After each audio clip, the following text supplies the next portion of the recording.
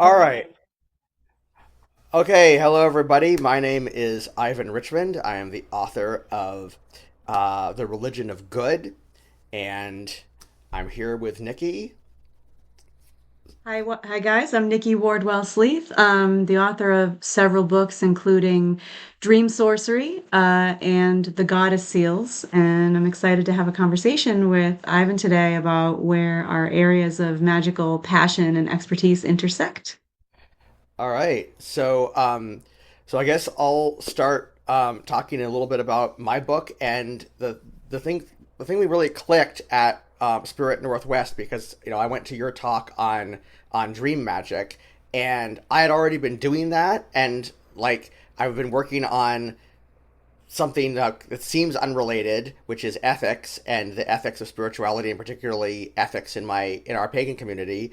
But when I went to your talk, I really felt like there's something that you bring in that's valuable. That's this whole new type of spiritual practice that I'm not used to. And I thought, since I'm interested in spiritual practices that help us clarify our ethics, I thought it'd be really cool to hear about your thoughts on how we might use that in dream work. Um, so let me sort of see if I can kind of explain my book in 20 minutes, because it's there's a lot in it, um, and it's got I tried not to get too intellectual, but it got intellectual anyway.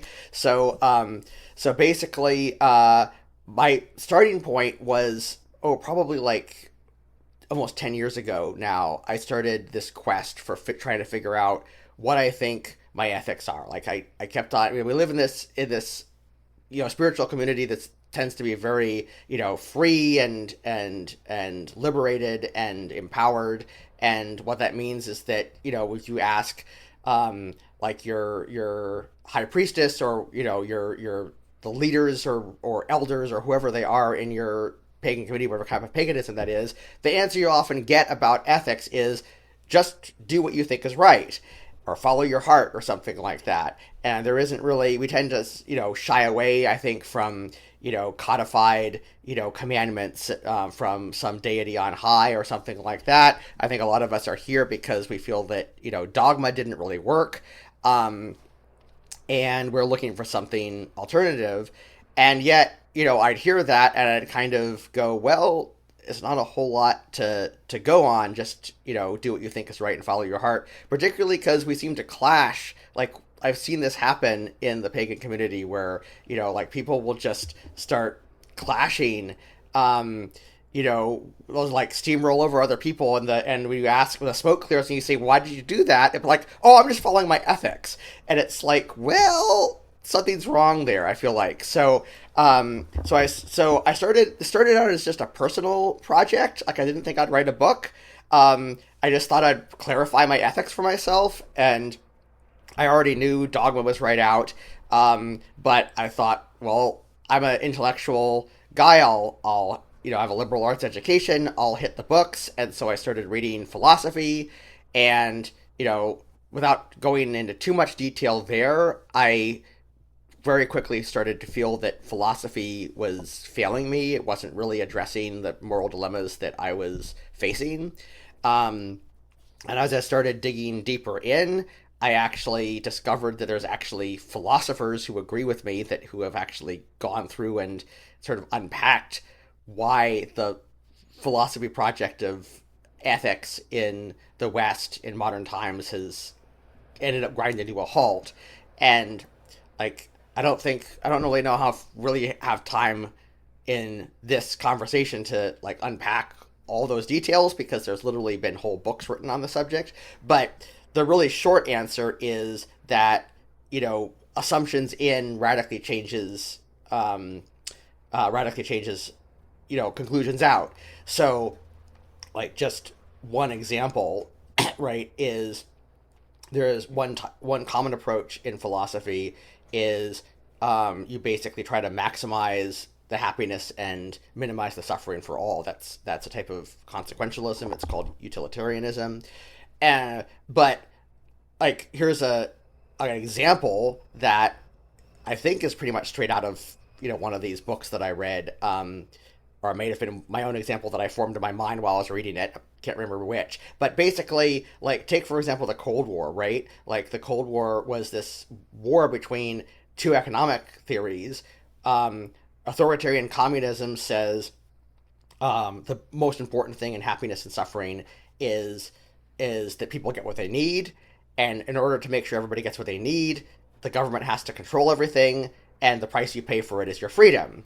And meanwhile, the free market capitalist says, no, no, no, not so fast. The most important thing in the whole happiness and non-suffering thing is freedom, and the price you pay for it is that some people will die of hunger in the streets. Well, I won't weigh in on, where I stand politically and economically on all that, but point being that the two sides made completely different assumptions about what happiness means, and that led them to like completely different political and economic theories, and that also led them to completely like these trade-offs that are actually kind of horrible. I mean, it's like, they're both trying to be ethical, or started out with an ethical basis, but ended up with like these really kind of horrible trade-offs that is sort of the price you pay for what they think is important. And so I went through, the some of the major philosophers, like Immanuel Kant and John Stuart Mill, and some Aristotle, and kind of went, okay, I don't think any of these things are really helping me. They may contain wisdom. Like I have no doubt that they contain wisdom, because I think there's a lot of really deep thought went into all this, and I think it's worth taking the time to read these guys.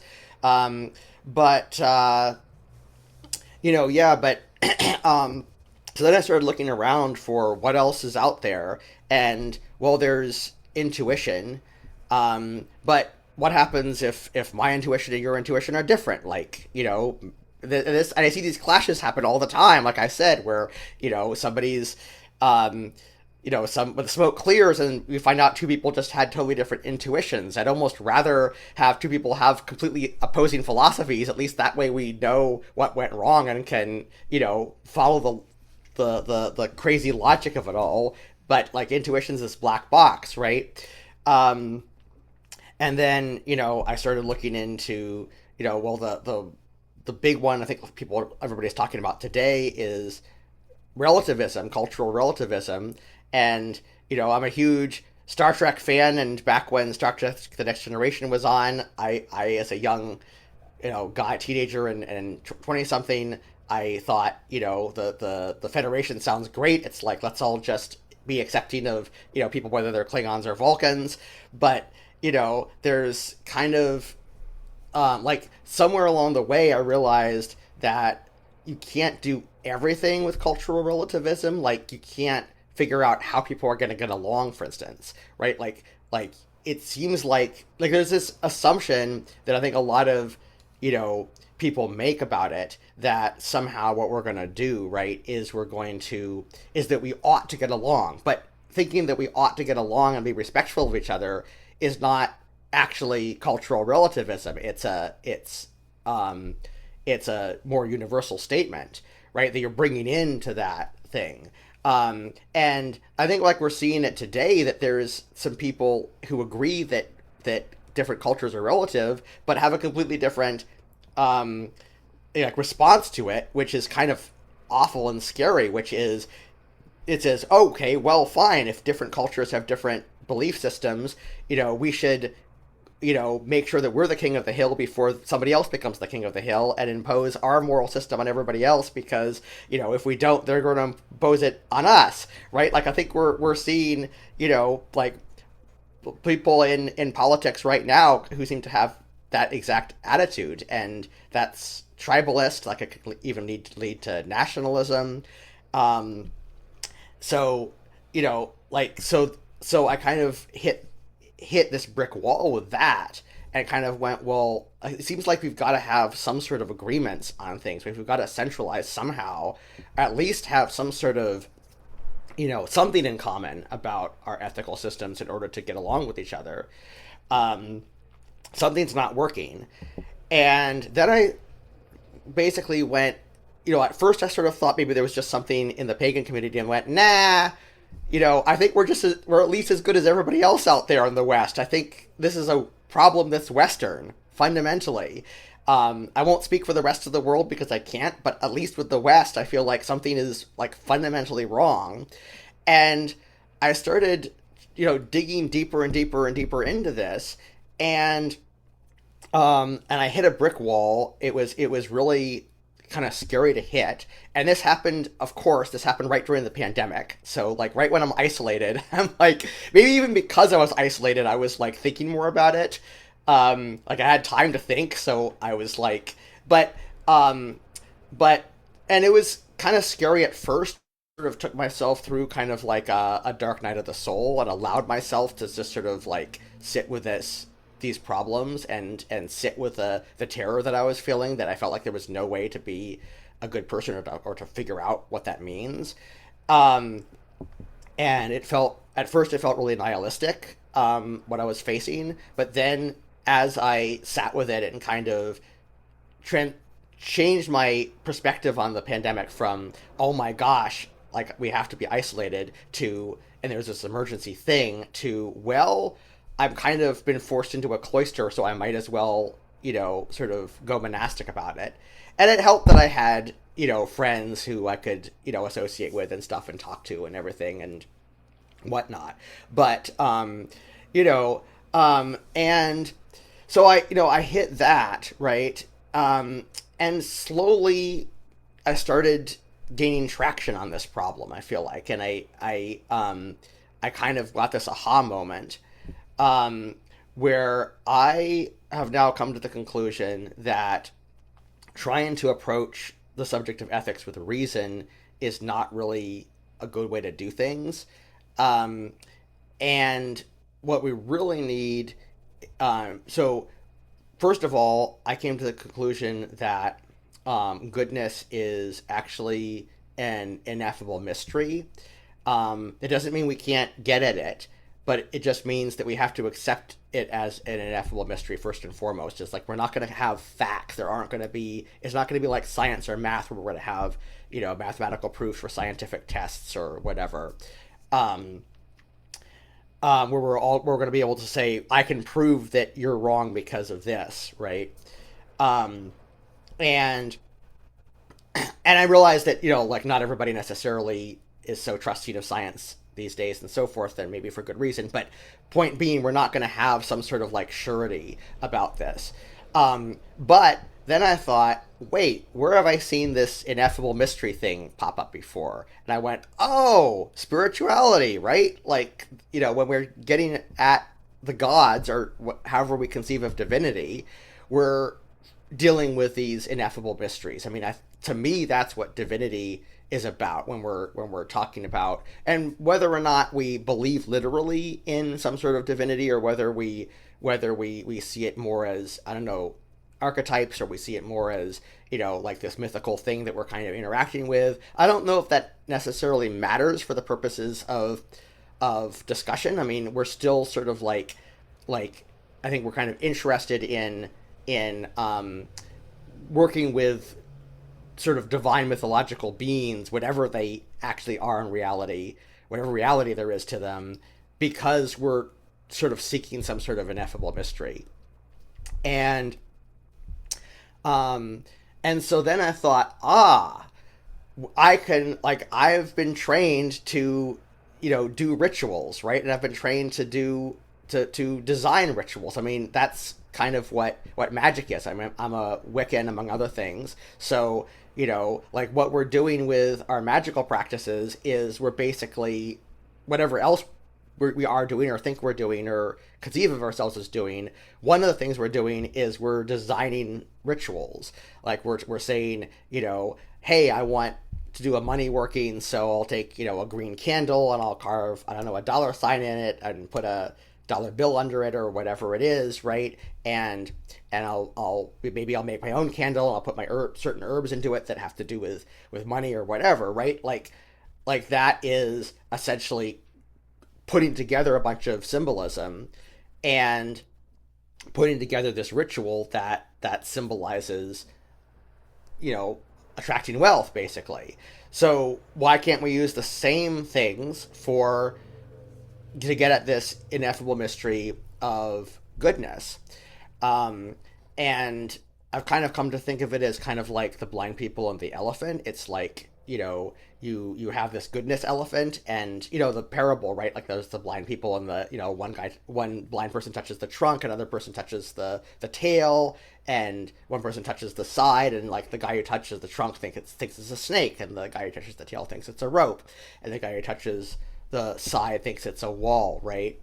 And so how do we figure out that it's an elephant? I think first of all, we try to get sort of touch points on that ineffable mystery. We try to use mythic symbolism. We try to use ritual. We try to use go into ecstatic states and touch up on that sort of ineffable goodness elephant. Number two, we compare notes. So you don't just do it alone. We try to dialogue with others, and and number three, we do it multiple times. We get multiple touch points. So this is a lifelong process. This is something that we're doing our whole lives, and we're refining this model of goodness we have in our minds.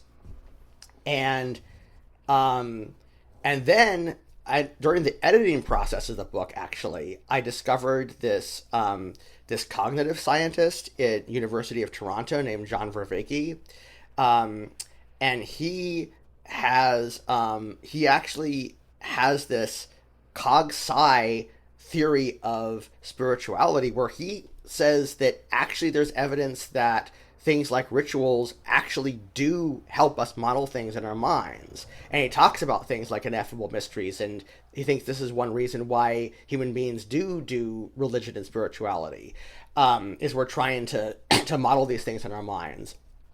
So like he uses the example of Lady Justice, right? Like you have that statue with the scales and the sword, and she's blindfolded, and that's like a mythic symbol. I mean, it's not a story, but I mean, it's a character. It has iconography, right? And that iconography tells you something. And like to him, it's not just like a symbol that can be cashed out for something else. It's not like just like an icon that means justice when you see it. It's like there's more to it than that. There's the scales, there's the sword, there's the blindfold, and those all mean things. So, but then if you take that to the next level, if you did a ritual around Lady Justice, you make her offerings, you offer some incense or something like that, you do so, you put on a Lady Justice costume, you enact being Lady Justice, you do whatever, things like that, then you are actually interacting with that myth, and in interacting with that myth, you are actually getting touch points. And he actually talks about like he actually picks up like a water cup in his lecture, and he'll actually say like, look, I have a grip, right? I have a grip on this thing. So you're getting a grip on this justice thing. You're not just like thinking about it intellectually. You're because there's different kinds of knowing, and I won't like deep dive into John Vervaeke mainly because he goes over my head, but two kinds of knowing that he brings up is there's propositional knowing, which is reason, like a series of propositions. That's what philosophers do. They propose certain assumptions and then make logical statements based on those assumptions, right? But that's only one kind of knowing, and there's also something that he calls, what does he call it? Blanking on the one. It's another P. They're about all these P words. It's participatory knowing.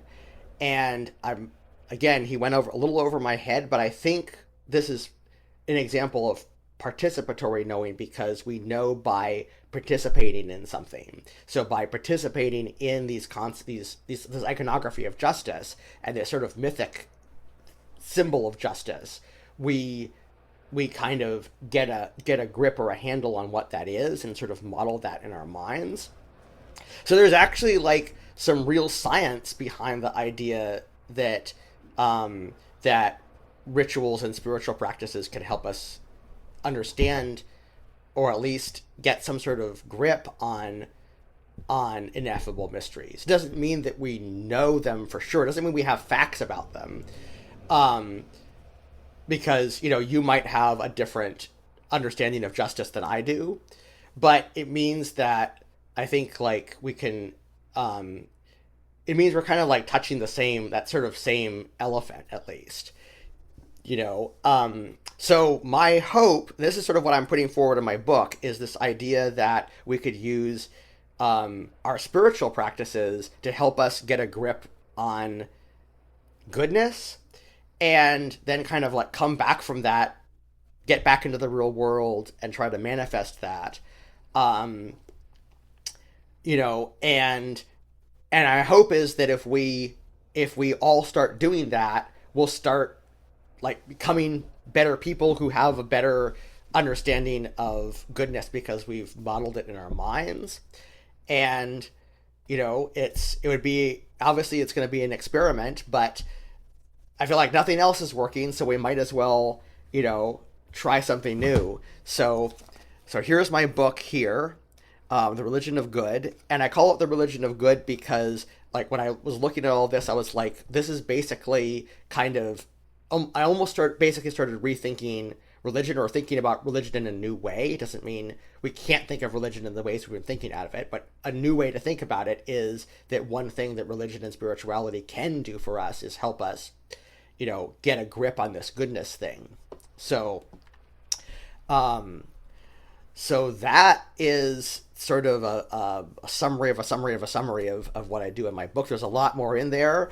I have a ton of information on how to do good ritual. So there's like, I think it's like like chapters 5 through 7 are all about how to do good ritual.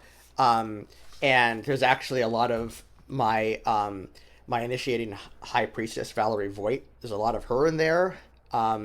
Because I learned a lot of what I know about ritual from her. So I want to credit her with a lot of passing on a lot of that knowledge to me. So there's a lot there, but yeah. Um, and that brings me to you, Nikki, because then I went to your talk, and immediately my first thought is this whole, like, you're talking about this dreaming, lucid dreaming, and magical workings in dreams. And I'm always, ever since I wrote my book, I looking at all the different spiritual practices that are out there in new ways, and thinking, how is this a resource for me to try to get at this goodness thing? So, um, so I'm wondering if you could talk a bit about your book, and maybe you can tell me a little bit about how people could use dream magic and lucid dreaming and so forth, the dream work, to help them with this project.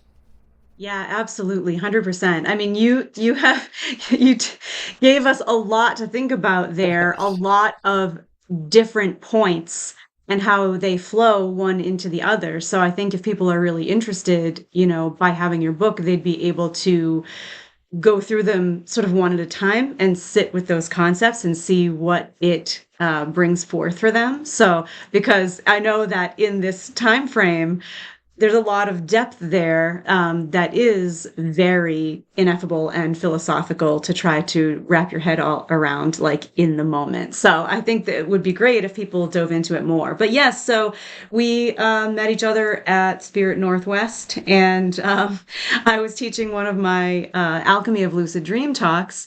I wrote the book Dream Sorcery, which the subtitle of which is The Ritual and Magic of Lucid Dreaming, because I have found through my own practice that dream lucidity is incredibly important. And it is way overlooked and underappreciated, not only by everyone in today's society, but especially by magical folk who should be valuing this really thought responsive, spiritually exploratory state. So, just for those that may not be 100% sure, lucid dreaming is when you fully awaken within a dream. You are still in the dream, but you know everything about yourself. Um, in ordinary reality. So you would remember, like if you were Ivan and you became lucid, you would remember like, oh yeah, I'm working on an ethics project and I write and teach about this topic. So what can I do in my dream world now to help me learn more about this? So you have all of your faculties when you become fully lucid in the dream.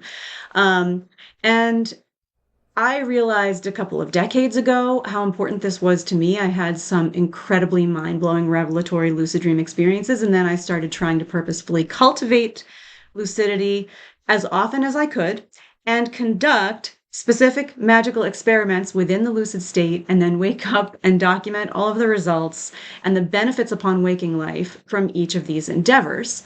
And what I came up with was like not only just amazing stuff, but I wished that everybody could access this. I was tired of seeing all of the books on lucid dreaming from solely the Western psychological viewpoint, saying that dreams are just what's in our own mind, and it's just about you working out your emotional junk from the day and all of that. And it really, I was seeing that, oh my gosh, no, it's connective. Our dreams are a spiritual place where we are connecting with other people, spirits of all kinds, other times and places, the higher versions of ourself and our gods, and so much. And so I came to my whole book is really about the theory that um, lucid dreaming is the ideal alchemical laboratory, and that the predisposition to be able to become lucid is the elusive philosopher's stone. It's the missing ingredient to truly elevating your personal process of spiritual alchemy in this life. And I think that we're going to be getting to where some of our stuff intersects soon as I explain that. So alchemists in magic, a lot of us study the traditions of alchemy and the stuff that was written by alchemists who are, in a sense, philosophers, because even though they were doing these physical experiments in chemistry labs and writing down what was happening with the vegetable and mineral materials as they worked them, they were also clearly writing about their own personal processes with respect to this. And this is how we came to understand that there was a parallel that we call spiritual alchemy that was going along with this physical alchemy practice that was happening, in Renaissance times and from then on. And so, so the idea that you would try to take something toxic or something base like lead and transmute it into gold in the lab was so that you could witness deep transformation towards something elevated, something that we considered valuable, divine, and like a big a goal to attain. And I feel like that alchemical gold is part of what you're talking about with the ineffable mystery of goodness. I feel like we have to work toward that, but that there is no clearly delineated finish line, and that there is no one type of alchemical gold that necessarily applies to everybody in a universal way, because we have different things that make us feel happy. We have different things that our soul's identity relates to that we think are good, and that we then feel, well, this is what's good, so I have to impress it upon the world. And that's why we have all of this conflict, because everyone is so individually different with what they feel they are working to attain. So it is and I believe an eternal process that each of us goes through as a spiritual being to continue to refine more and more towards the gold, more and more goodness, more and more understanding about these mysteries of the universe that I do believe ultimately we share in a big, broad, connective way, but that when physically embodied, it's such an individual experience. So to your point about, being magicians, and being able to do things like rituals, this comes back to alchemy for me because in ritual, like you explained, with the cup or embodying Fortuna or any of that, in ritual, we get to have the experience of something embedded into the body's memory.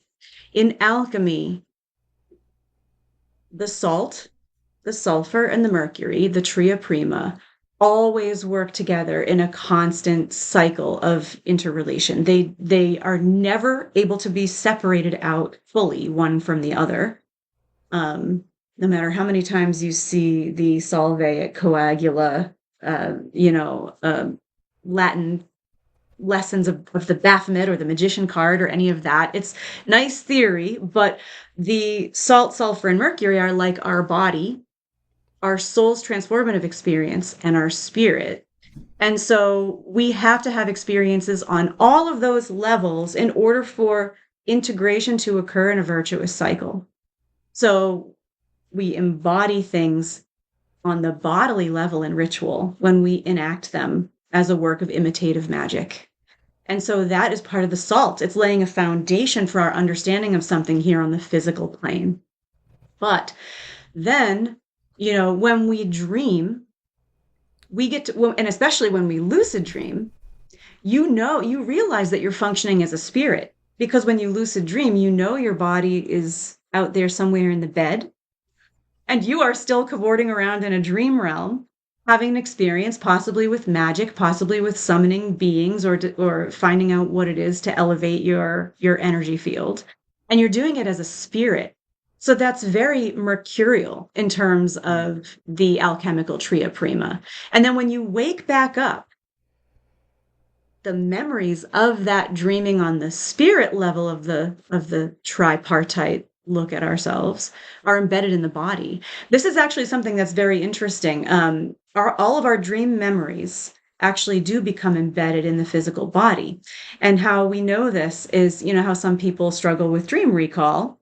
Well, a lot of times, like the alarm goes off or something wakes you up in the morning and you go like, oh, shoot, what was I just dreaming? And if you can't remember it, many times, if you slowly take yourself back through the positions you like to sleep in, so like if you roll back onto your favorite side and kind of rest there for a moment, oftentimes it will come back because the body has an association with having the memory from the dream while being in that position. So this spiritual experience of things that we can do magically in lucidity that we can't do here, it hastens the elevation of our whole alchemical process. It allows us to do things that we otherwise couldn't do. And the whole reason for the alchemists, working on trying to transmute lead to gold in the lab was because of the theory that if you witness something fully and in its entirety from beginning to end, that you get to somehow absorb some of that wisdom into yourself by having been in it directly with it. But they were like, oh, it takes like millions of years for gold to form, and we're never going to we have such short lifespans compared to that, we're never going to witness it. So they thought, well, if we could do it quickly in the lab, then our auric field, our spiritual presence could witness the whole thing, and we could take in the wisdom of the process of transmuting ourselves toward alchemical gold. Well, in the lucid dream place, in that state, we get to do things like experience our higher self, work with our shadow self, do direct healing work, get energy downloads from divine beings. These are things that we cannot nearly as easily do when we are here awake under the limitations of the physics of this reality and the density of the physical body. So I believe that we are working toward that in lucid dreaming. Now, this, what I realized too through some of my lucid magic experiments, and I wrote a chapter about this in the book. I wrote a chapter on ethics in my book. Right. Because what I realized is that if we as magicians take the responsibility of looking at realms of dreaming as both transpersonal and transtemporal, meaning that we can be connecting with other spirits in the dream realms, not just our own mind, and that we can move in and out of different times. So, transpersonal, other spirits besides ourselves, transtemporal, other times besides the one we're currently living in and sharing here in ordinary reality. If we think about that, then when we are in dreams, we might be in someone else's primary anchored reality. We cannot look at dream characters as being just dream characters that we can do anything to. We need to actually comport ourselves well, especially if people have particular codes of ethics in their magic or in their religion, like "and it harm none, do as ye will," for example. I mean, you can, if that's your code and you believe that the dream realities are real for the other beings that you encounter there, then you cannot just go and do whatever you want. You actually need to mindfully choose what you do and how you interact with those realities. And so I do, that's another thing that, might be interesting for people if they are thinking about this and if they are reading your book. And then as they integrate some of this with their magical practices, it can have a bearing upon things like what kinds of magic and what kinds of actions they take on any realm of existence. Um, yeah, and so that's my little nutshell about some of the passions of my book and how I feel like we get to kind of have the hastening of the witnessing of the alchemical lead to gold in the lab in a parallel way when we do lucid dreaming, because we get to do a lot of spiritually elevating things that here we have to just use imagination or intention or other things in order to access. So it's direct. It's very good. Um, when you were talking about correspondences and how we use like ritual spell work to try to manifest something magically, and you were saying like, yeah, if I want money, I might light a green candle and I might, call upon the powers of Jupiter and I might use herbs and things that, well, I think the problem with magic for goodness is that there is no universal set of correspondences. So even though you might have what you think are your correspondences for goodness, and so might I, that magic may not, we can't just do a spell for goodness necessarily, because in that broad of a term, because the universe doesn't have one agreed upon sort of road of traction that our magic takes. On this earth and in our collective consciousness, we all like know what money is.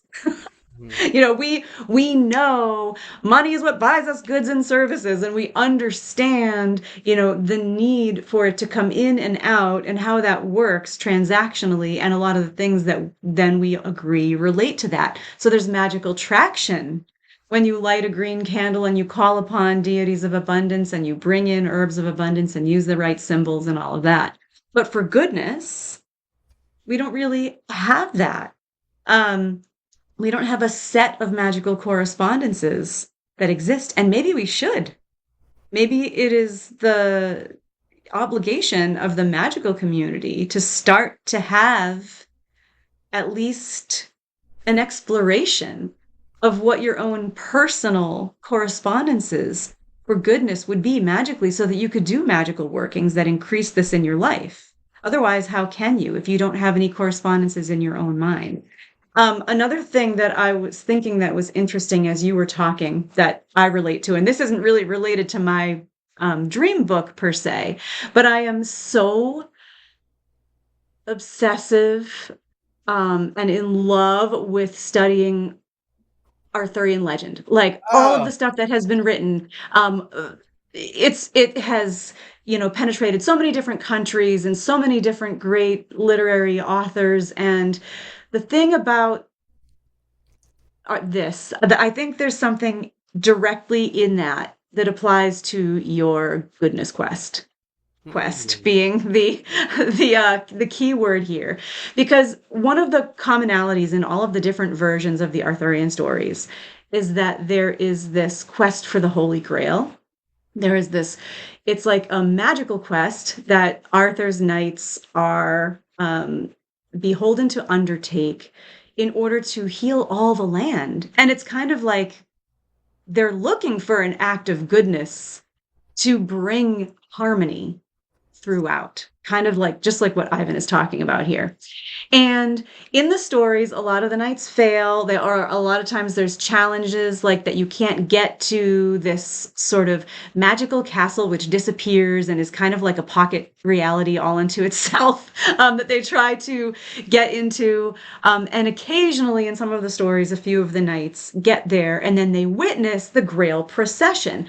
And what happens, and there is a correlation to lucid dreaming with this actually, what happens is the few knights in the stories that got to witness the Grail procession and that find themselves there with the opportunity to possibly complete the quest, the Grail procession is so amazing.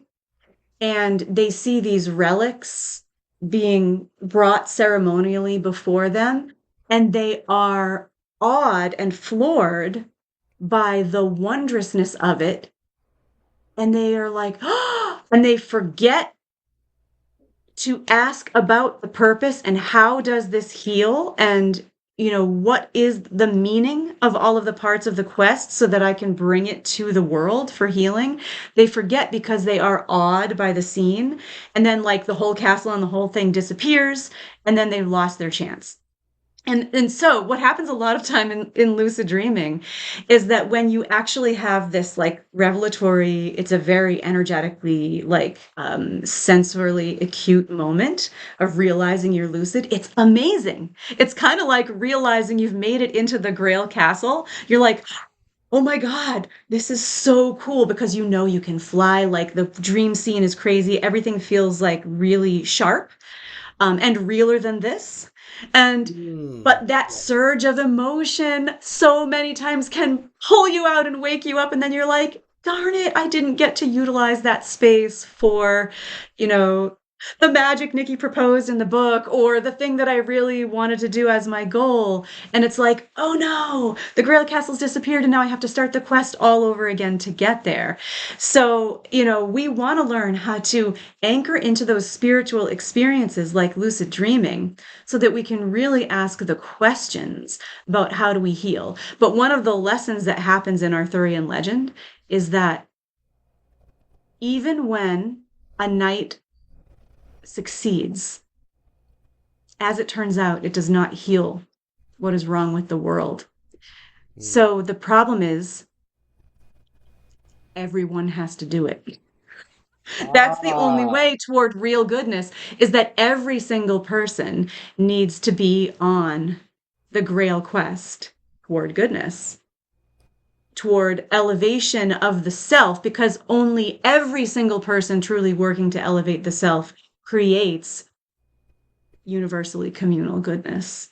So I think some of this magic, and I mean I bring up the Arthurian quest and that's not in the book Dream Sorcery, but there's so much about the concepts of the Arthurian quest that are directly applicable to spiritual alchemy.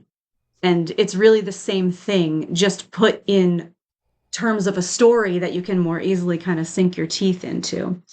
But yeah, I mean, I think um, we can see that there are so many places where these things intersect and overlap, and it's fascinating because you don't have magic at all without having some exploration into philosophy. And basically this is what you're doing, with your projects in ethics and in goodness. So and yeah, so it's more than just ritual, right? It can be dreaming, it can be other forms of divination that magical practitioners do that can give them some inroads of exploring goodness, uh, all kinds of things. So it's fascinating. Yeah, well, that was a lot there, and I'm definitely gonna have to. I think I actually have Le Mort d'Arthur on my bookshelf, and only got so far into it. So I think I should probably maybe I'll crack that and get into the Arthurian legends. That's really neat. I hadn't quite thought of the Arthurian legend part of that. Yeah, there's so much you said there. I mean, yeah, like symbols of symbolizing goodness is really hard because I think goodness is sort of like too high up in the whole grand scheme of abstractions or whatever. It's too sort of the transcendent of a concept to just have like symbols for that. So like in my book, I kind of unpack more like you could have symbols of justice. You could work with Lady Justice. You could work with Lady Liberty. You could take different um, different things you want to balance out in yourself and balance them like mercy and severity. Um, you could work on virtues like compassion, love, self discipline, which isn't actually going to make you good because but it will help you if you have ethics to begin with. It will help you be better about that. Yeah. It's Um, funny you say mercy and severity. I don't want to interrupt, but before you yeah. get too far from that, I was thinking at the exact same moment of asking you where you would place goodness on the Kabbalistic tree of Oh. life. And you mentioned the Yeah. pillars, and I Yeah. thought, would you put it in the sphere of Tipperith, corresponding to the sun, or would it be so far beyond that? Like, would it be at Keither, or would it even Oh be in the yeah. veils of negative existence? Oh, I You see. I know, see. Yeah. yeah, but this That. is Oh another. man, that's a tough question because see I actually use something else called the Tetractys. So my whole book like uses the Tetractys as the model. So it's like these four layers. This is from ancient Greek philosophy from Pythagoras, but like the Neoplatonists also really liked it. And it's totally compatible with the Tree of Life because the Tree of Life is I think like it's actually I was actually influenced by it. Like there was a lot of influences from I think from Greek philosophy in Kabbalah. It was like a lot of Greek philosophy flowed into Judaism, and that's kind of my understanding, my loose, very vague understanding of the history of Kabbalah. So like with the Tetractys, there's basically four layers.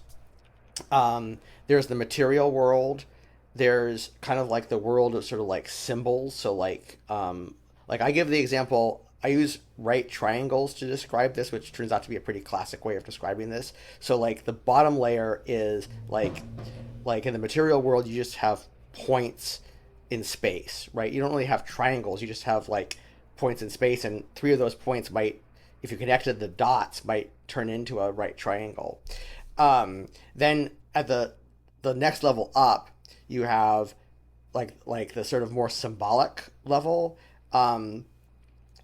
So you have things like so you might have like right triangles in there. So this is more like numeric and geometric and sort of how we kind of model sort of like the blueprints of the material world. So and then you go up one level from that, and the Pythagorean theorem proves that there's some sort of right triangle-ness that all right triangles correspond to, and so that's like the so that next one up is the realm of Platonic forms and sort of these and kind of abstractions and things.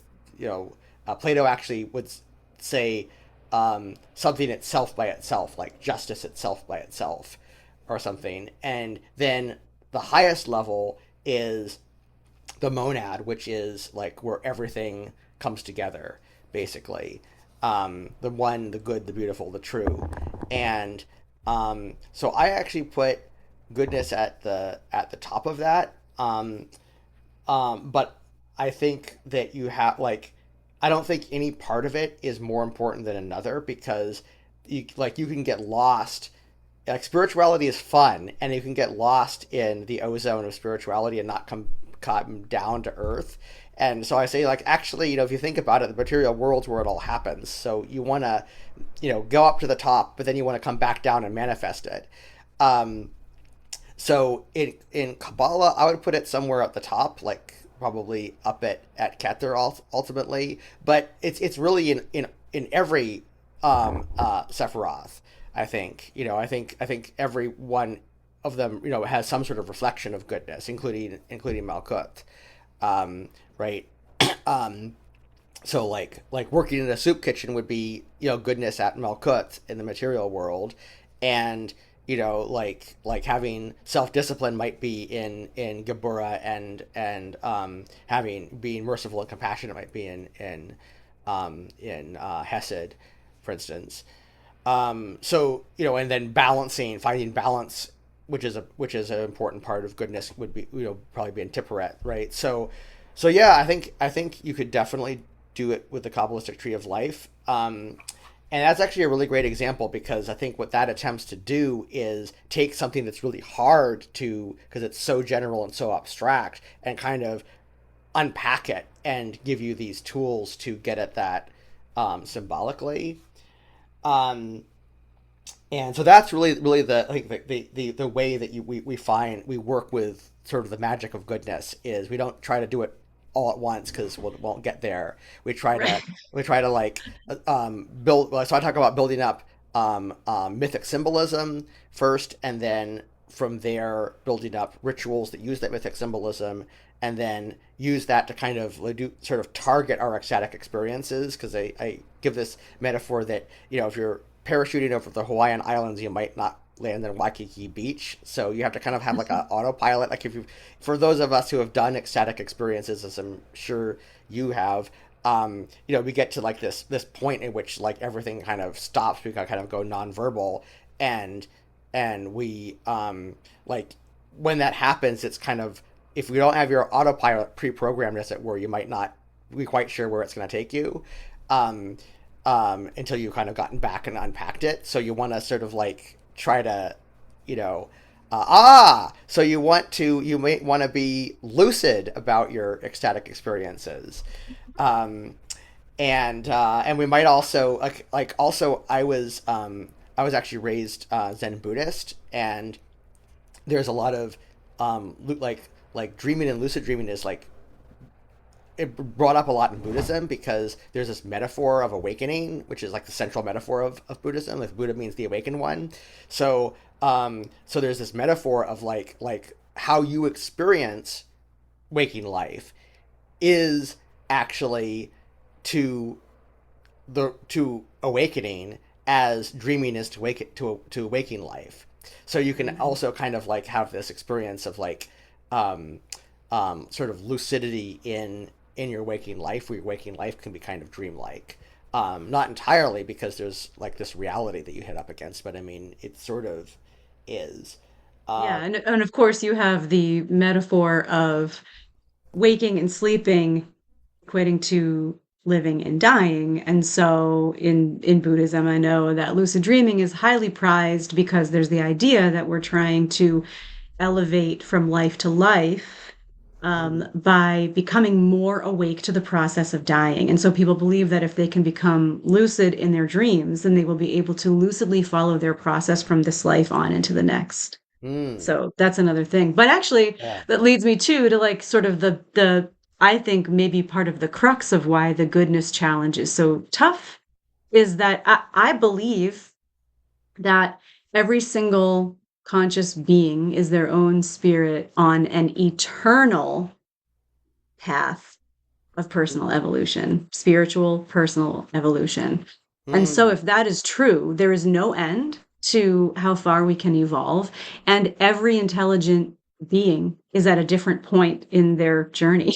So, mm, those points do not all intersect and converge on one shared experience of goodness, but that's why we all have to do the Grail Quest. yeah, yeah, exactly. And you talked about I really like your thought that we should be ethical to the dream characters, Yes. because one of the pieces of wisdom that I took from Immanuel Kant is he thinks that you should be good because it's the right thing to do, not because you have a hope of reward or a fear of something bad happening to you. So like he gives this example of like you have these two shopkeepers, and they both have fair prices, but shopkeeper one has fair prices because like they want to make money and they think that's the best way to make money, but shopkeeper two has fair prices because they actually think it's good to have fair prices. And he says only the second shopkeeper is actually being good, the first one's just being opportunistic. and Right. and if you doubt that, like start thinking about like what might happen to the opportunist if conditions change. Like they might be perfectly willing to rip people off if they thought they could get away with it, right? That's Right. And it's it, bad. yeah. And in the dream, when people become lucid, sometimes, and not to be like, TMI, but people feel like, oh, this is just a dream, so I can just go hook up with whoever I want, or Yeah. I can Mm, dominate people or be, and mm, no, like that might be mm. the primary reality for those dream beings. And so, how would we feel right now if someone just materialized and came in and started like either taking advantage of you or dominating your territory or whatever, like without any decorum or mutual respect? Like that would Sure. be terrible. So, Mm. yeah, I think about that with respect to dreams, and that's why I wrote about that in the ethics section of my book. Because it's similar to your shopkeeper section. You don't want to think, oh, there's no consequences to my actions here because this is a dream world. You want to think, these are still my actions and they should be motivated well in accord with what I view as like the highest and best good spiritually, and Yeah. what I in Yeah. accord with what I believe is good in a broader scope, not just under specific limiting circumstances. Sure, yeah. I mean, I love that. And also I guess kind of feel like, why not just, practice being good, all the time? I mean, why not just, it's like, presuming that you can just sort of like do whatever you want in a lucid dream seems like you're kind of giving in to this, you know, um, kind of um, kind of giving in to bad behavior and like even if somebody like didn't believe that those characters are real beyond our mind, there's probably still good ethical reasons to behave ethically. Even if you think, like, I've heard also heard people say that they think that, like, I guess in Jungian psychology, which I don't know a whole lot about, but apparently there's this concept that like your dream characters could be like parts of yourself that you're not, not seeing or something. But regardless, like, I think you should be like, why not just be good because it's the right thing to do, and just treat the dream characters you're encountering, whether or not they're actually other beings out there, or whether they're actually parts of yourself, or just sort of things going on in your brain. It seems like in all those cases you should be good because it's the right thing to do.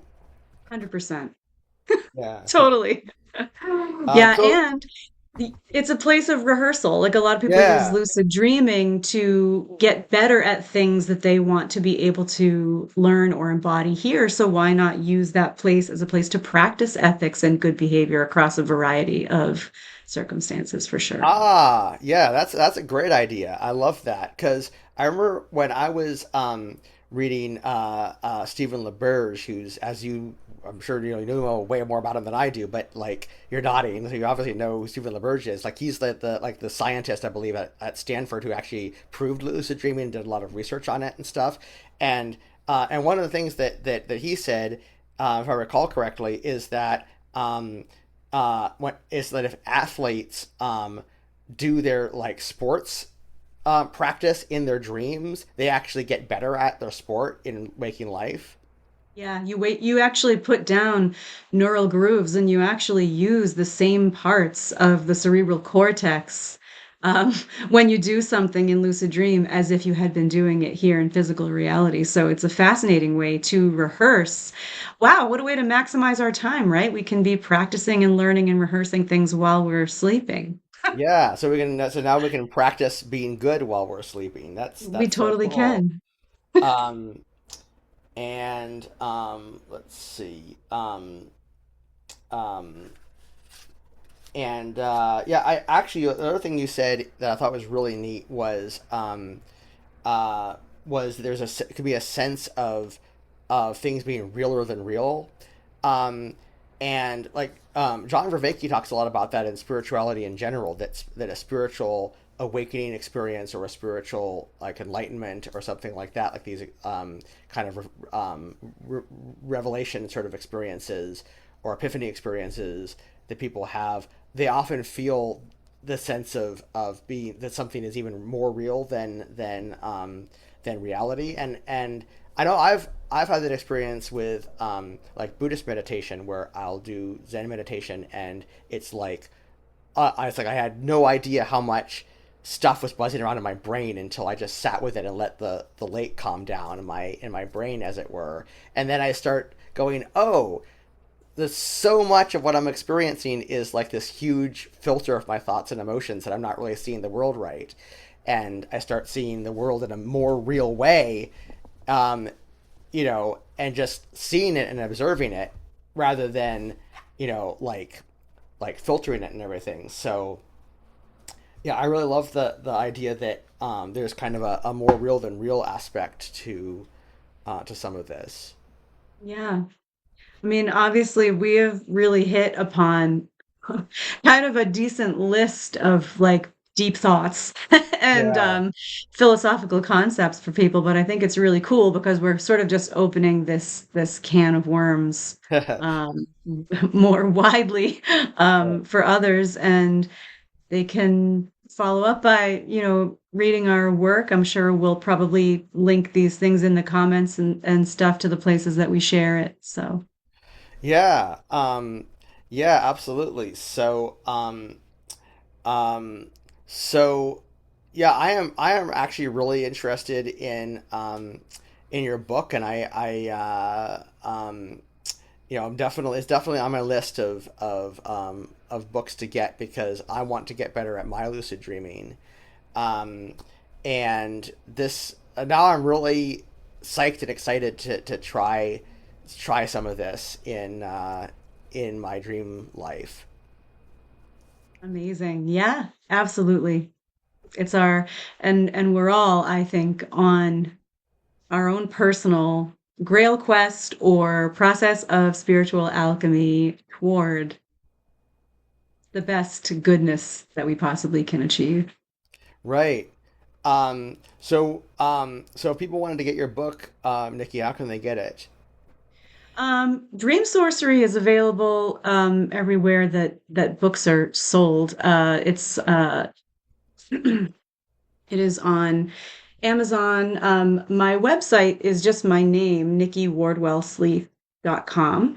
And all of Sure. my stuff is linkable through there. My other books, I've got three more books coming out within the next year. And all sorts of fun stuff and appearances going on. But yeah, it can be, it's produced by Llewellyn, so it is also directly purchasable through Llewellyn.com if you don't like going the Amazon route. So there's lots of options. All right, yeah. And of course, I think we're gonna put each other's links in our respective, videos when we upload them, right? So I'll definitely gonna put links to those various things that you said, your website, and where you can find them on Llewellyn and the Amazon link. Um, and yeah, for me, I also my website is also my name, ivanrichmond.com. And if you go forward slash, I think it's like religion hyphen of hyphen good, you'll get there. You can also just go slash books, and you'll see this is actually my second book. My first one was called Silence and Noise: Growing Up Zen in America, which was about which came out like over 20 years ago, which was about my childhood growing up Zen Buddhist. Um, and yeah, like it's mine's also distributed through Ingram, so it's available on Amazon if you want to go that route. And if people want to email me at irichmond@yahoo.com, I'm happy to send signed copies out. It's, $20 for the book, and then usually if it's in the U.S., probably $20 for shipping. So that'd be $30. I think if it was like in Canada, I ended up having to charge something extraordinary, like $50 in all, because just the Because cost of international shipping. shipping is International crazy. shipping. Yeah, international shipping is crazy. So that's all going towards shipping. I'm not getting anything else from that. Um, but I did actually send it. I did actually mail one to somebody in Canada. So and of course, if people are in the San Francisco Bay Area, like if they meet me at some sort of pagan event or whatever, I'm happy to give them a copy there as well. It's signed if they want to hand me a $20 bill or something. So Great. yeah, cool. Well, this has been really neat, Nikki. Thanks so much for doing this with me. Yeah, of course. Thank you. I think it was a great idea to have this collaborative talk, and I hope it's given people good food for thought. Yeah. All right. Definitely. Um, all right. So any final words? No, let's try to be good and Be dream good. clear. Dream clear. Yeah. So have amazing dreams, Nikki, and be good, everybody out there. And I'll do the same. Um, so thank you. Of course. Thanks very much, Ivan.